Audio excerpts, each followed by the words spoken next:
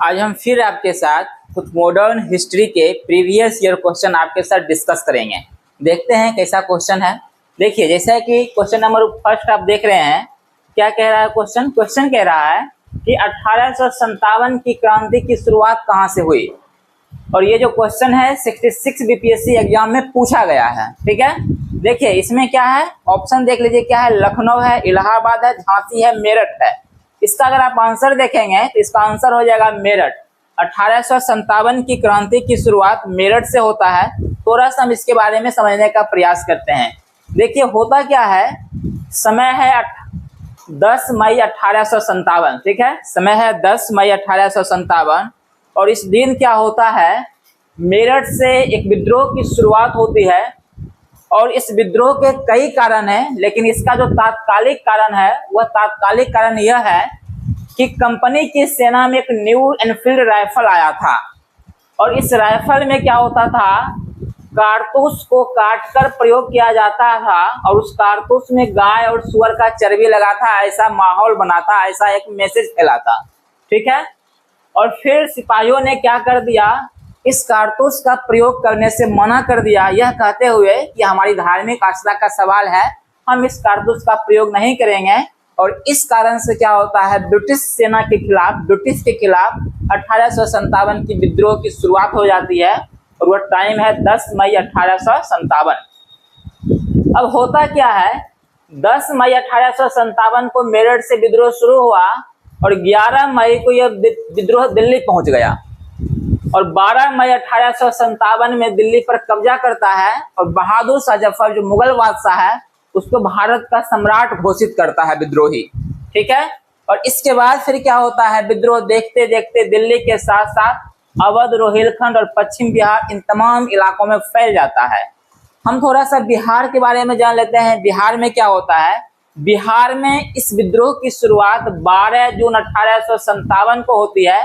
कहाँ से होगा, रोहिणी नामक गांव से होगा। और ये रोहिणी गांव कहाँ है, ये देवघर में है, जो कि वर्तमान झारखंड का हिस्सा है। ठीक है, ठीक इसी तरह से हम दूसरा क्वेश्चन देखते हैं। दूसरा क्वेश्चन क्या है, देखिए दूसरा क्वेश्चन जो है जुडिशियल एग्जाम में पूछा है BPSC 31st Bihar judicial service में पूछा जा रहा है।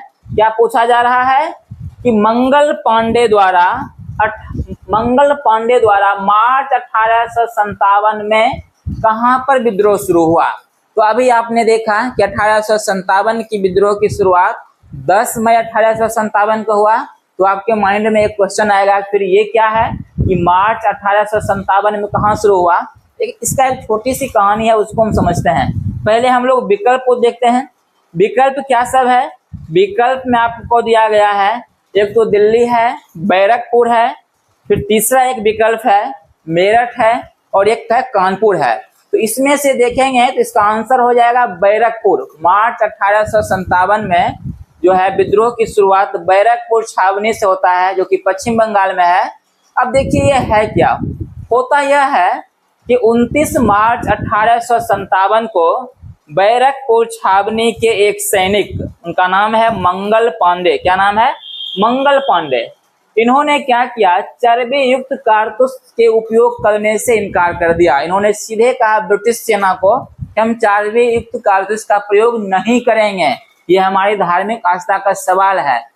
जब ब्रिटिश सेना ने इनके ऊपर दबाव बनाया तो मंगल पांडे ने सार्जेंट मेजर पर हमला कर दिया और इनकी हत्या कर दी।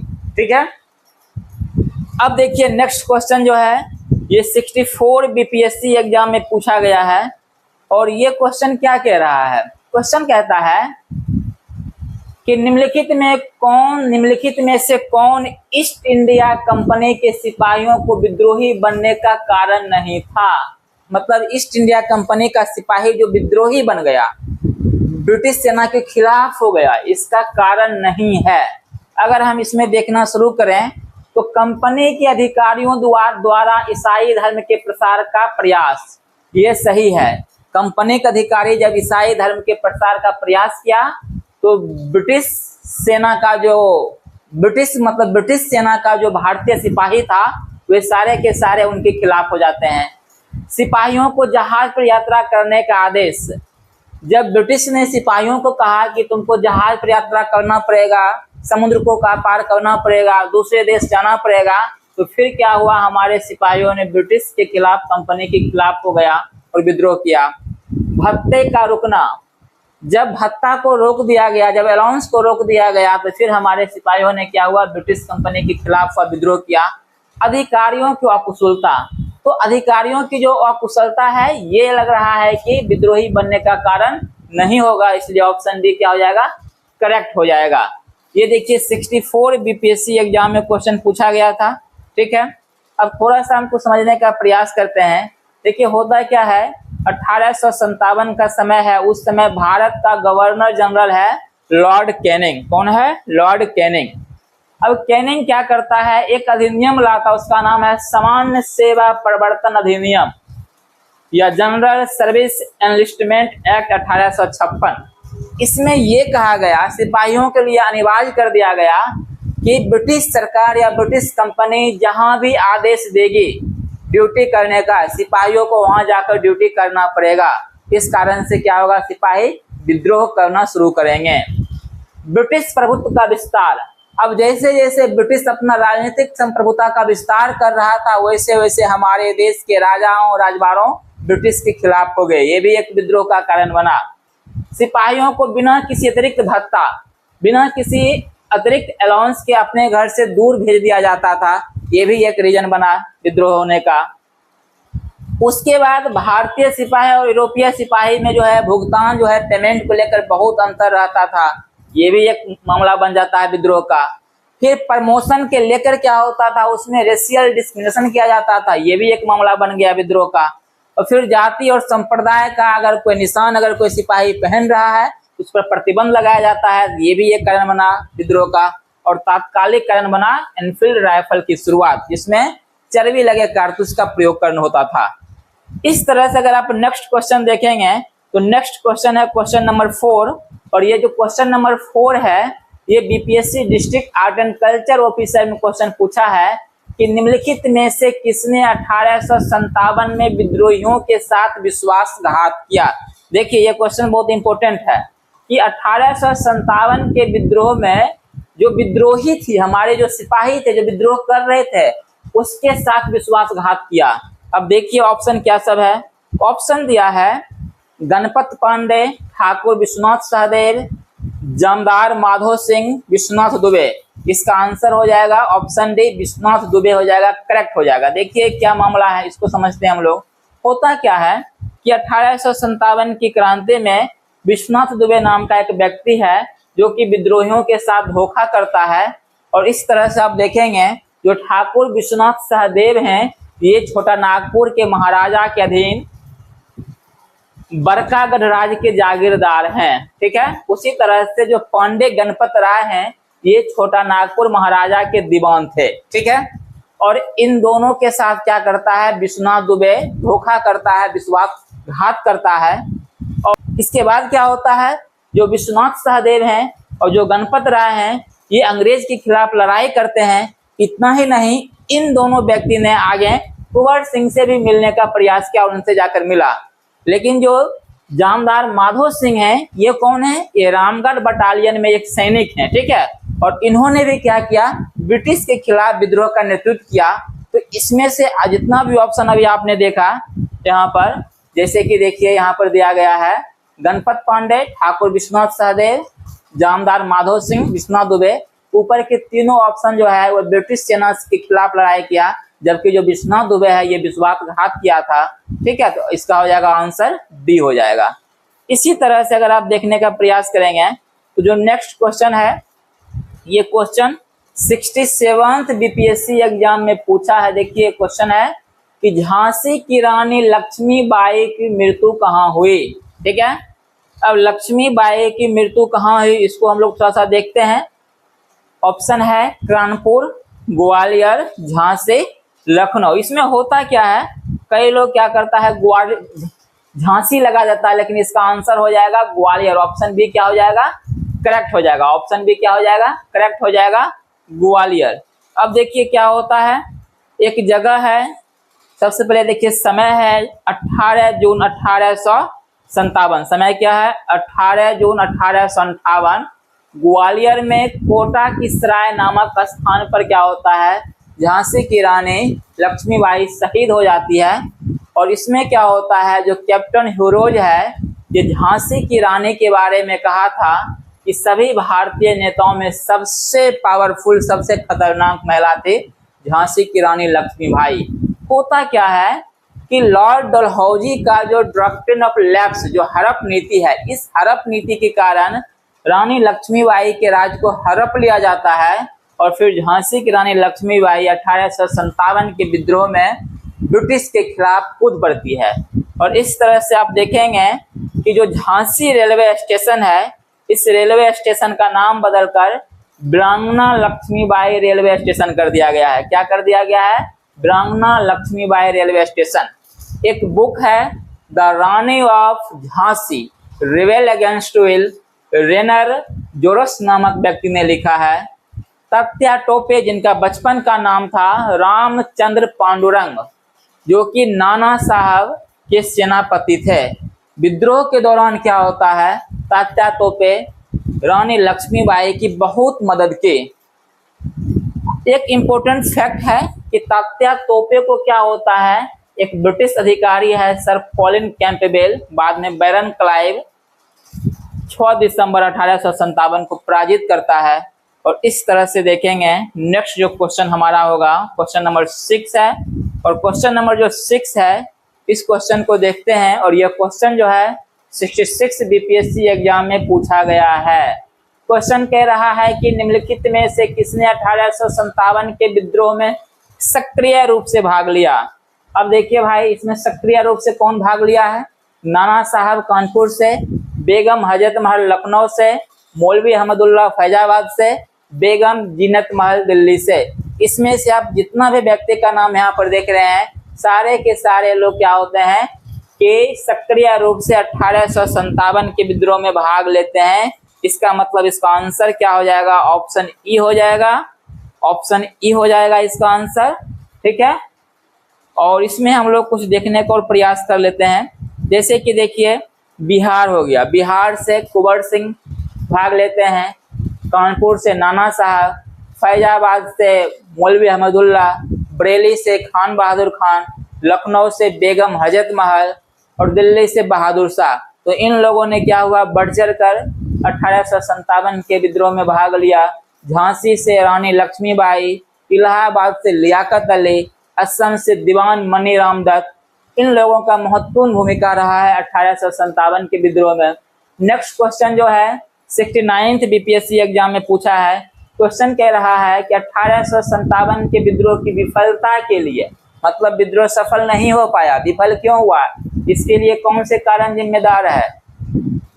देखिए, एक है अंग्रेजों की सैन्य श्रेष्ठता, बिल्कुल सही बात है। अंग्रेज का जो सैन्य श्रेष्ठता है, इस कारण से हम लोग विफल हुए थे। विद्रोहियों के पास कोई एकीकृत कार्यक्रम विचारधारा नहीं था। जो विद्रोही हैं वो अलग अलग क्षेत्रों से लड़ रहे थे, किन्हीं के पास कोई एकीकृत कार्यक्रम, कोई एक यूनाइट प्रोग्राम नहीं बना पाए। उनकी विचारधाराएं अलग अलग थी, सबका अलग अलग रीजन था लड़ने का। ये भी सही हो जाएगा। समाज के सभी वर्गों का समर्थन का अभाव, और समाज के सभी वर्गों का समर्थन नहीं मिला, इसका मतलब है इसका आंसर हो जाएगा ऑप्शन सी, उपरोक्त सभी विकल्प क्या है, सही हो जाएगा विद्रोह विफल होने का। इसमें अगर हम देखने का प्रयास करेंगे तो इसमें से आप देखेंगे होता क्या है, जो जमींदार है, जो साहूकार है, जो शिक्षित वर्ग है और ग्वालियर के राजा, इंदौर के राजा, इन लोगों ने क्या किया, ब्रिटिश का सहयोग किया। हमारा जो सैनिक है तलवार और भाले से लड़ रहा था, जबकि ब्रिटिश सैनिक के पास उच्च स्तर का राइफल था, बंदूक था। इस कारण से हम लोग पराजित हो गए। हमारे पास कोई एक विचारधारा नहीं थी, कोई एकीकृत कार्यक्रम नहीं था। सब लोग अलग अलग क्षेत्रों से अपने अपने हित के लिए लड़ रहे थे। ये सब कारणों से हम लोग विफल हो गए, ठीक है। इसके बाद अगर हम देखें, नेक्स्ट क्वेश्चन है क्वेश्चन नंबर 8 कह रहा है। हम लोग क्वेश्चन 8 अगर देखने का प्रयास करें, ये क्वेश्चन क्या कह रहा है? क्वेश्चन कह रहा है 1857 ईस्वी के विद्रोह की असफलता के पीछे निम्नलिखित में कौन सा कारण उत्तरदायी नहीं था? अब देखिए, कह रहा नहीं है। सीमित क्षेत्र में विस्तार, क्या लग रहा है? समाज के सभी वर्गों का समर्थन नहीं मिला। अब समाज के सभी वर्गों का समर्थन नहीं मिला, इस कारण से तो हम असफल हुए। सीमित क्षेत्र में विस्तार मतलब पूरे भारत में विस्तार नहीं हो पाया, कुछ ही क्षेत्र में विद्रोह रहा, विस्तार किया, ये भी एक रीजन लग रहा है असफल होने का। विद्रोहियों द्वारा कतिपय क्षेत्रों में यूरोपीय की हत्याएं करना, ये मतलब कि विद्रोह असफल होने का कारण नहीं लग रहा है। प्रबल केंद्रीय नेतृत्व का विकसित नहीं होना, हमारे पास कोई प्रबल केंद्रीय नेतृत्व भी नहीं था, अलग अलग क्षेत्रों से अलग अलग लोग लड़ रहे थे। इसका मतलब है कि अगर विद्रोह असफल होने का कारण नहीं है तो ये कारण नहीं है, ऑप्शन सी सही हो जाएगा। बाकी सभी के सभी कारण के कारण विद्रोह असफल हुआ है। तो एक तो हो जाएगा कि सीमित क्षेत्रों में विस्तार, क्या हो जाएगा, सीमित क्षेत्रों में विस्तार, सभी वर्गों का समर्थन नहीं मिल पाया, जमींदार, साहूकार, बुद्धिजीवी वर्ग इससे अलग रहे, इन लोगों ने ब्रिटिश का साथ दिया है। उसके बाद देखिएगा ब्रिटिश के पास जो उच्च स्तर की सैनिक है जो कि बंदूक से, राइफल से लड़ रहा है, कुछ भारतीय राजाओं हो गया, इन लोगों का सहयोग ब्रिटिश के साथ रहा है। इसके बाद हमारे पास कोई केंद्रीय नेतृत्व नहीं था। इन सब कारणों से क्या हुआ है, 1857 का विद्रोह असफल रहा है। इसी तरह से अगर हम नेक्स्ट क्वेश्चन देखने का प्रयास करें तो आपका नेक्स्ट क्वेश्चन हो जाएगा क्वेश्चन नंबर 9 कि 1857 के विद्रोह के पश्चात, 1857 के विद्रोह के पश्चात सेना में परिवर्तन से संबंधित निम्नलिखित कथन पर विचार कीजिए। अब 1857 का विद्रोह खत्म हो चुका है, अब सेना में क्या परिवर्तन हुआ है इस पर हमें विचार करना है। चलिए विचार करते हैं। देखिए कह रहा है सेना में भारतीयों के मुकाबले यूरोपियों की संख्या बढ़ा दी गई, ये तो सही लग रहा है। इसके बाद कह रहा है कि बंगाल की सेना में 2 भारतीय सिपाहियों पर 1 यूरोपीय, बिल्कुल सही है। बम्बई मद्रास की सेनाओं में 5 भारतीय सिपाहियों पर 2 यूरोपीय सिपाही नियुक्त कर दिया गया। ये ऑप्शन, ये क्या है, स्टेटमेंट करेक्ट है। आगे कह रहा है कि सेना के भारतीय वर्ग का संगठन फूट डालो राज करो की नीति पर आधारित था। अब क्या हुआ, सेना का जो संगठन बनाया गया वो फूट डालो राज करो की नीति पर धर्म, जाति, संप्रदाय के आधार पर बांट दिया गया। इसके बाद कह रहा है कि सेना की भर्ती में जाति, क्षेत्र, धर्म के आधार पर भेदभाव नहीं था, बिल्कुल था। जाति, क्षेत्र, धर्म के आधार पर भेदभाव कर दिया गया था ताकि फूट डालो राज करो की नीति आसानी से लागू किया जा सकेगा।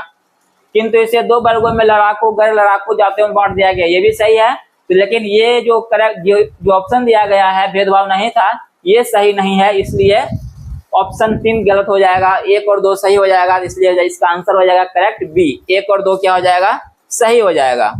इस तरह से अगर हम देखने का प्रयास करें 1 और 2 इसका सही हो जाएगा, ठीक है। और नेक्स्ट जो क्वेश्चन है, नेक्स्ट क्वेश्चन कह रहा है कि निम्नलिखित कथन पर विचार कीजिए।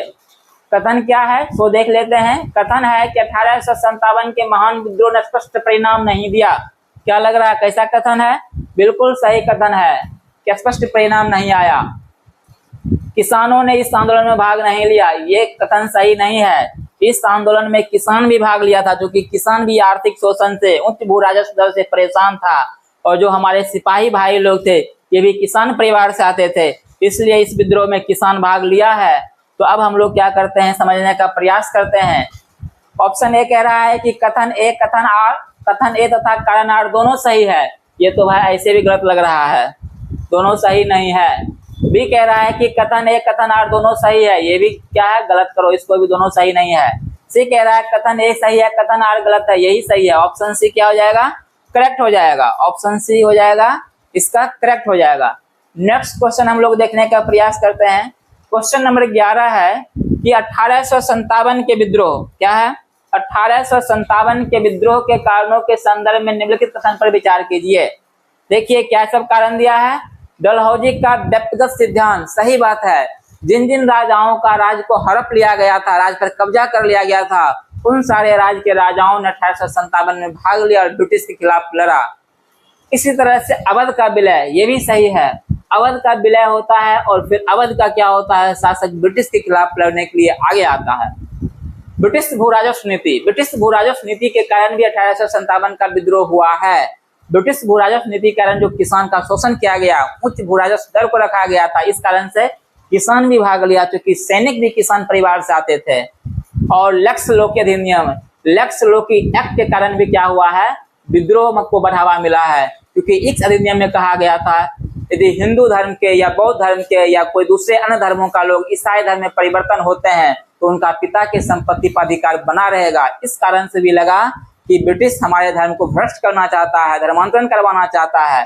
इन सारे कारणों से कहीं कहीं 1857 के विद्रोह को बढ़ावा मिलता है, इसलिए ऑप्शन क्या हो जाएगा, डी करेक्ट हो जाएगा।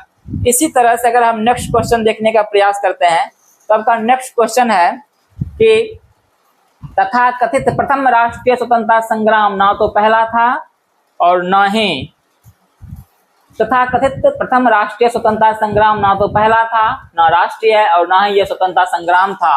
यह कथन निम्नलिखित में से किसने कहा? ऑप्शन देखिए, सुरेंद्र नाथ सेन, आर.सी. मजूमदार, अशोक मेहता, डॉक्टर ताराचंद। तो ये हो जाएगा आर.सी. मजूमदार का स्टेटमेंट है कि प्रथम राष्ट्रीय स्वतंत्रता संग्राम ना तो पहला था, न राष्ट्रीय था और न ही यह स्वतंत्रता संग्राम था।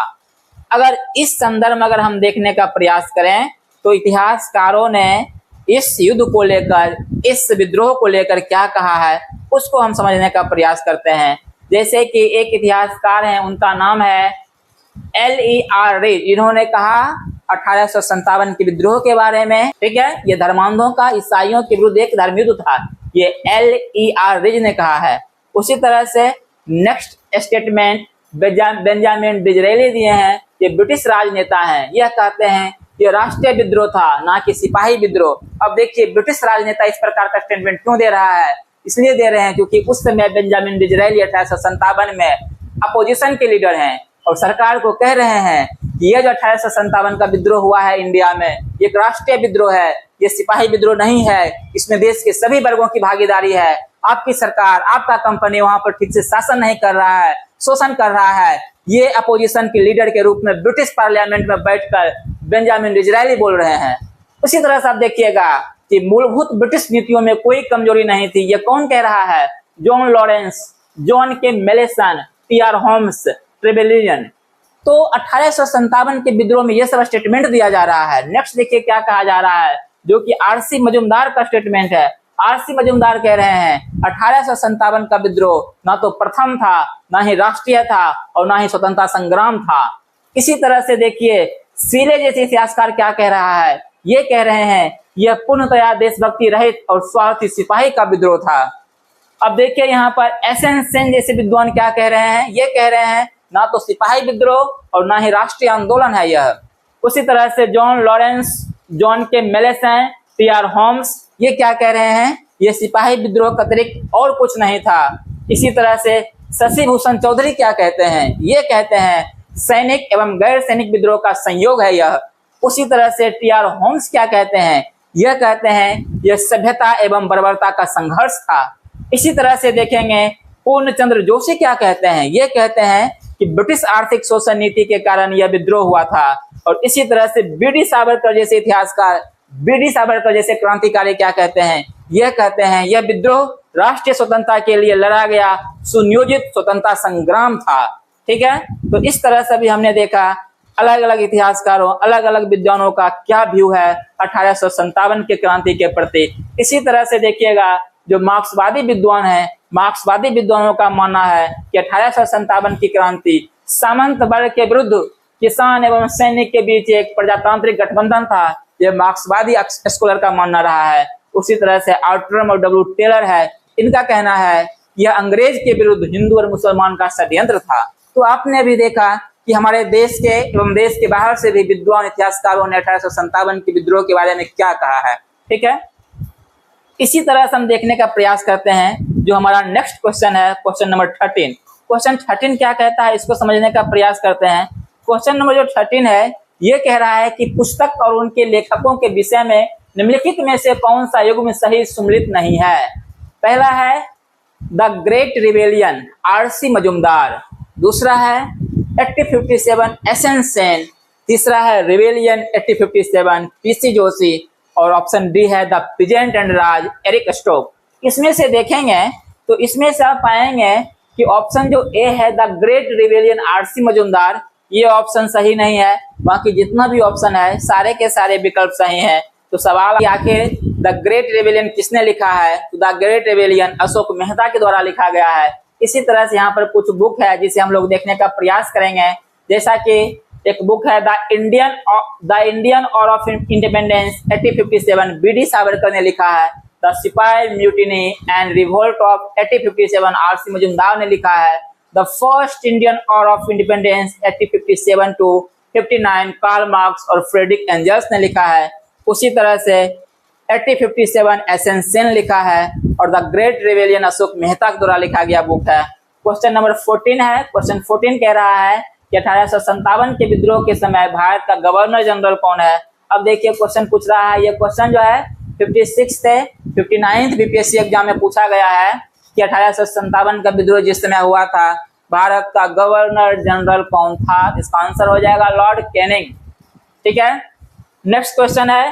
क्वेश्चन कह रहा है कि अंग्रेजी भारतीय सेना में चर्बी वाले कारतूस से चलने वाले एनफील्ड राइफल कब शामिल की गई थी। अब ये कह रहा है कि ब्रिटिश भारतीय सेना में जो एनफील्ड राइफल आया था ये कब आया था। ये क्वेश्चन 47 बीपीएससी एग्जाम में पूछा है। ये राइफल आया था दिसंबर 1856 को। ऑप्शन बी करेक्ट हो जाएगा। इसी तरह से नेक्स्ट क्वेश्चन है जो कि 45 बीपीएससी एग्जाम में पूछा है और ये क्वेश्चन कह रहा है कि निम्न में कौन सा आयोग 1857 के विद्रोह के दमन के बाद भारतीय फौज के नव गठन से संबंधित है। मतलब ये हो गया कि 1857 का विद्रोह का दमन हुआ, उसके बाद फिर भारतीय सैनिक का नए तरीके से संगठित करने के लिए कौन सा आयोग बनाया गया। तो इसका आंसर हो जाएगा पील आयोग। ऑप्शन बी क्या हो जाएगा, करेक्ट हो जाएगा। पील आयोग द्वारा क्या हुआ था, फिर से भारतीय सैनिकों का फिर से नव गठन किया गया था। ठीक है, इसी तरह से देखिए एक क्वेश्चन है 1857 के विद्रोह को किस उर्दू कवि ने देखा था। अब 1857 के विद्रोह का कौन सा उर्दू कवि देख रहा था, तो उस समय एक फेमस कवि थे मिर्जा गालिब, जो 1857 के विद्रोह के समय थे, उन्होंने इस विद्रोह को लाइव देखा था। ठीक है, तो इस तरह से हम लोग क्या करते हैं, इस तरह से अभी आपने देखा बहुत सारे क्वेश्चन को जो कि बीपीएससी के प्रीवियस ईयर में पूछा गया क्वेश्चन था। इसके बाद कुछ ऐसे भी क्वेश्चन हमने शामिल किया जो इन फ्यूचर पूछे जाने की संभावना है। इस तरह से प्रीवियस ईयर क्वेश्चन के माध्यम से हमने 1857 की क्रांति को समझने का प्रयास किया है। फिर हम लोग नेक्स्ट वीडियो में नेक्स्ट टॉपिक के साथ आपके साथ हम डिस्कस करेंगे। Thank you.